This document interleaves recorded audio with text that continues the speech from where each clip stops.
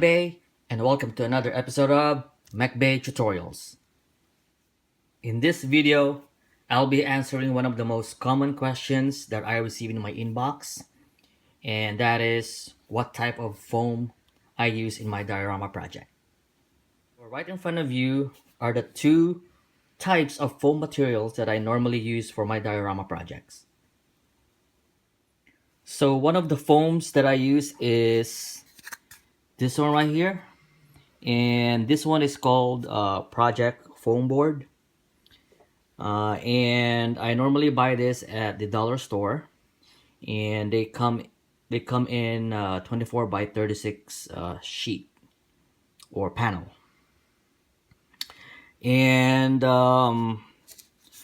as you can see, this is the one that is easier to use. I know that there's also another foam board that's kind of difficult to use, and the difference between that one and this one is that this one right here, again, this one is actually sandwiched by two thin sheet of paper.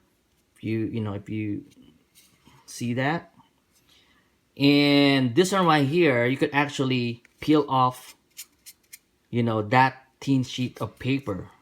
But on the other foam board, the thick ones, it's practically impossible to remove that kind of like cardboard paper without damaging the foam itself. So make sure when you buy it, make sure that you're buying this kind right here.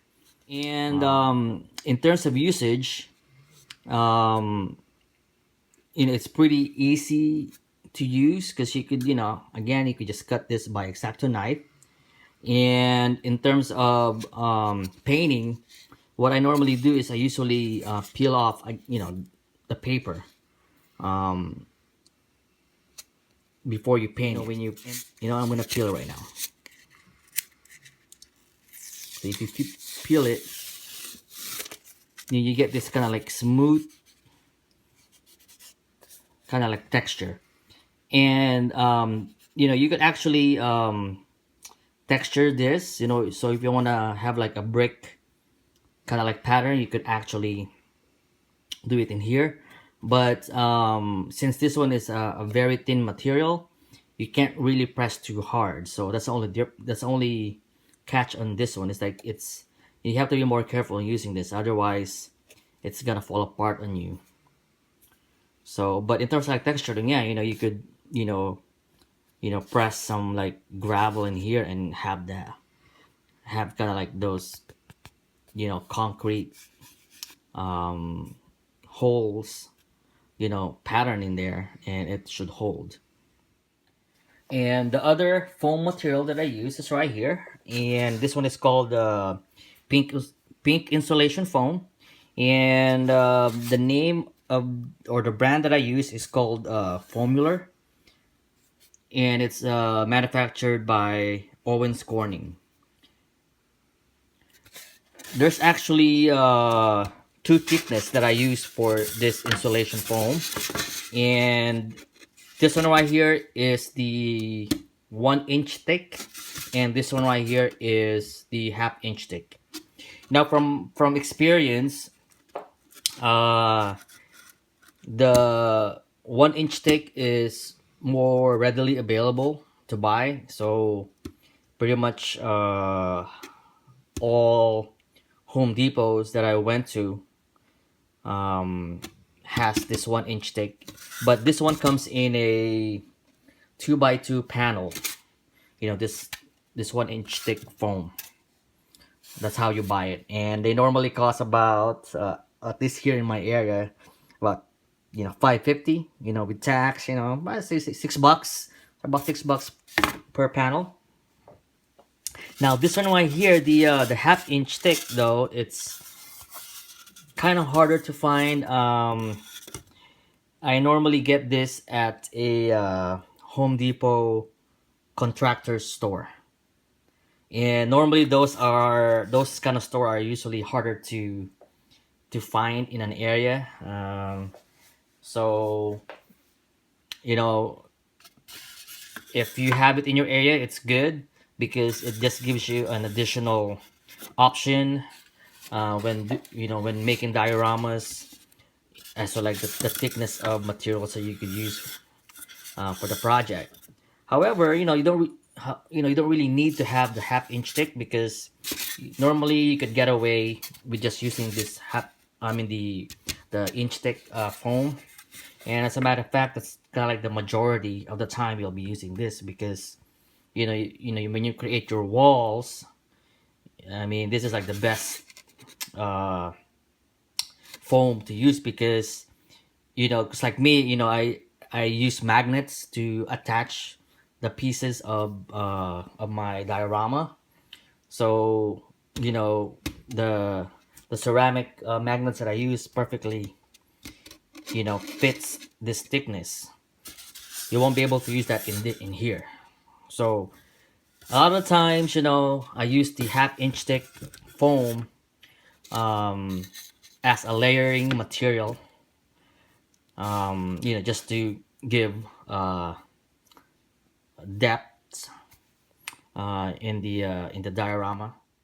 And it also holds cutting and texturing pretty well. So for example, if you want to create like a wood pattern in here, you'll be able to do that. And when you paint it, also it's pretty good medium to paint. My only advice is, if you're gonna paint it, before painting, is that you actually use a fine grit sandpaper on top of it first, just to kind of scarify a little bit of the surface, so that the paint will adhere uh, faster. Because normally when you first buy this one, it's actually kind of like smooth. It's almost like has a gloss finish to it. And so if you're gonna like apply an acrylic paint to it, it's like for example a brush, then usually it takes like several coats before you actually get like full coverage. And then again, just for a tip, you can use spray paint on this, but you just have to use it in a way that you have like a distance, maybe like I'd say probably minimum 2 feet away from the surface when you spray your can, because if it's closer, then you actually get the liquid from the paint, and you know that chemical usually eats up the surface of this foam. So just be careful for when you use spray paint, but it's doable. I've done it before, and as a matter of fact,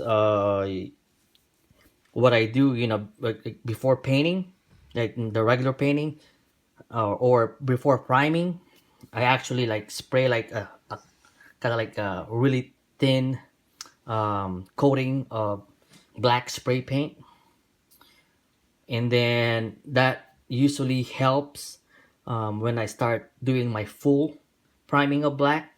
Because after that, then I use my regular acrylic black coat, and that should help adhere faster, and so that you're coating, you're not going to be spending too much time doing multiple coats just to cover it. All right, so that's my tip for that. And before I go, let me show you how I applied some of that material in a real project that excuse me, real project that I'm working on.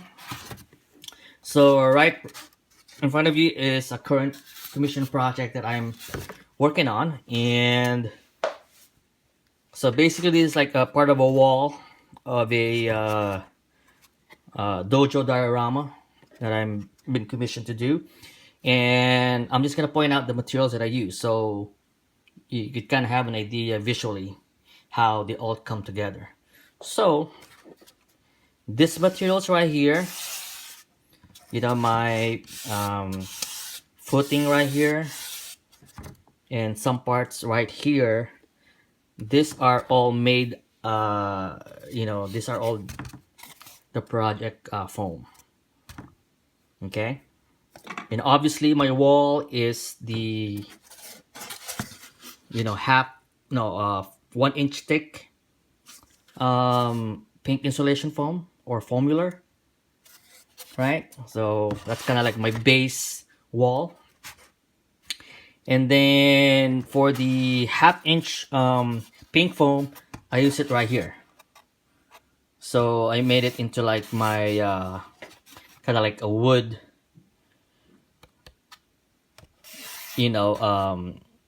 that runs right here on the top that support this piece, which is also half-inch thick foam. So yeah, something like that. So you could use a combination to create something like this, using those 3 different thickness of foam.